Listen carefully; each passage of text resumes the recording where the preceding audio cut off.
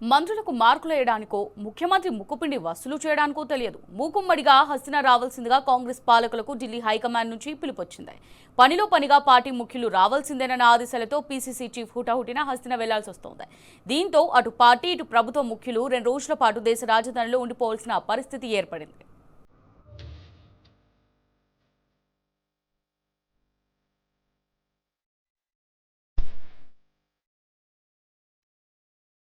రాష్ట్ర రాజకీయ పరిస్థితులు, ప్రభుత్వ పనితీరు, పార్టీ బలోపేతం తదితర అంశాలపై చర్చించేందుకు ఢిల్లీ రావాలని రాష్ట్ర కాంగ్రెస్ నాయకత్వానికి, మంత్రివర్గానికి ఢిల్లీ పెద్దల పిలుపొచ్చింది. ఈ నెల 19న ఉదయం 10 గంటలకు ఏఐసీసీ కార్యాలయం ఇందిరాభవన్ కు రావాలని కబురందింది. ఏఐసీసీ అధ్యక్షుడు మల్లికార్జున ఖర్గే, లోక్సభలో ప్రతిపక్ష నేత రాహుల్ గాంధీ, ప్రధాన కార్యదర్శి కేసీ వేణుగోపాల్ పాల్గొనే సమావేశంలో సీఎం రేవంత్ రెడ్డి, టీపీసీసీ అధ్యక్షుడు మహేష్ కుమార్ గౌడ్ మంత్రులు హాజరు కానున్నారు.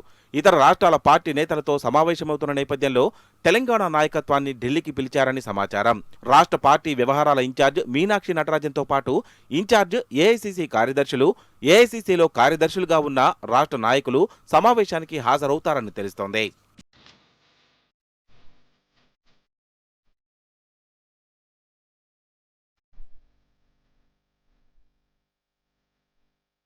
రాష్ట్రంలో కాంగ్రెస్ అధికారం చేపట్టి 2 ఏళ్లవుతుంది.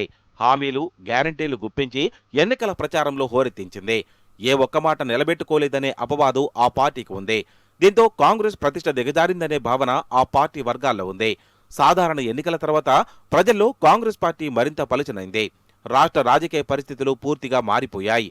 15 ఏళ్ల పాటు కాంగ్రెస్ పార్టీ ముఖం చూడరని విమర్శకులు అంచనా వేస్తున్నారు. కాంగ్రెస్ పరిస్థితి దేశవ్యాప్తంగా దిగజారిపోతుందని రాజకీయ విశ్లేషకులు చెబుతున్నారు.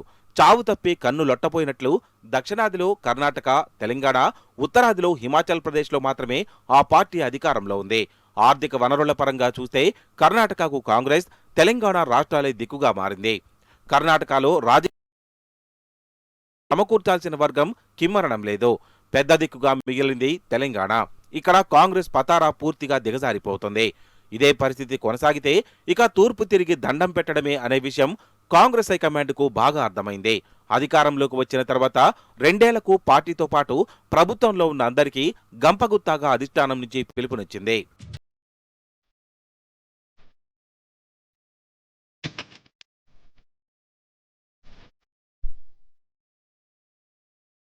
గత కొంత పచ్చగడ్డి వేస్తే భగ్గుమనే పరిస్థితి నెలకొంది.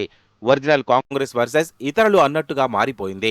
ఇటీవల సీఎం రేవంత్ అమెరికాలో ఉన్న సమయంలో అసలు కాంగ్రెస్ మంత్రులు ప్రజాభవన్ వేదికగా సమావేశమయ్యారు. ఆ సమావేశంలో నైనీ కోల్ బ్లాక్ వ్యవహారంలో సీఎం మంత్రుల మధ్య మంటలు రేపింది. కాంగ్రెస్ లో ఉన్న సీనియర్ మంత్రులు డిప్యూటీ సీఎం భట్టి విక్రమార్క అధికారిక నివాసంలో భేటీ అయ్యారు. సీఎం రేవంత్ తమ పట్ల అనుసరిస్తున్న వైఖరిపై చర్చించారు. సీఎం రేవంత్ వ్యవహార శైలిపై సీనియర్ మంత్రి ఎప్పటికప్పుడు అధిష్టానానికి ఫిర్యాదు చేస్తూ వస్తున్నాడనే టాక్ కాంగ్రెస్ శ్రేణుల్లో ఉంది.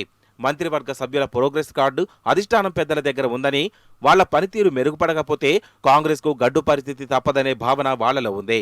ఇవి స్థానిక రాజకీయాలపై తీవ్ర ప్రభావం చూపి కాంగ్రెస్ ప్రతిష్టను దిగజార్చే పరిణామాలే. ఢిల్లీ సమావేశంలో వీటి గురించి ప్రస్తావిస్తారని తెలుస్తోంది. అవసరమైతే సీఎం రేవంత్ కు క్లాస్ పీకడం, మంత్రులకు చివాట్లు పెట్టడం లాంటి వాటికి సైతం హైకమాండ్ వెనకాడదన్న వాదనలు పార్టీలో వినిపిస్తున్నాయి.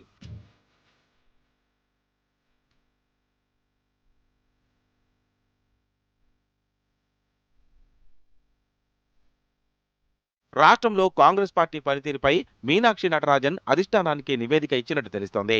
పీసీసీ నేతలు ఢిల్లీకి రావాల్సిందిగా ఆదేశాలు అందినట్టు తెలుస్తోంది.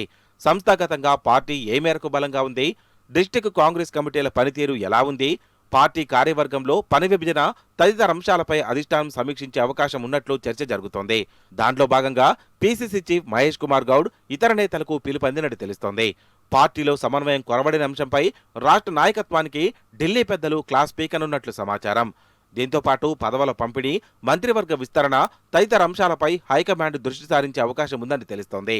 పెండింగ్ లో ఉన్న కార్పొరేషన్ చైర్మన్లు, పార్టీ వర్కింగ్ ప్రెసిడెంట్లు ఇతర చర్చించి ఒక నిర్ణయం తీసుకుంటారని తెలుస్తోంది. వివాదాస్పద మంత్రులుగా పేరున్న జూపల్లి కృష్ణారావు, కొండా సురేఖ, పొన్నం ప్రభాకర్, కోమటిరెడ్డి వెంకటరెడ్డి, పొంగులేటి శ్రీనివాసరెడ్డి, ఉప ముఖ్యమంత్రి మల్లు భట్టి విక్రమార్కకు గట్టి మొట్టికాయలు తప్పవనే గుసగుసలు వినిపిస్తున్నాయి.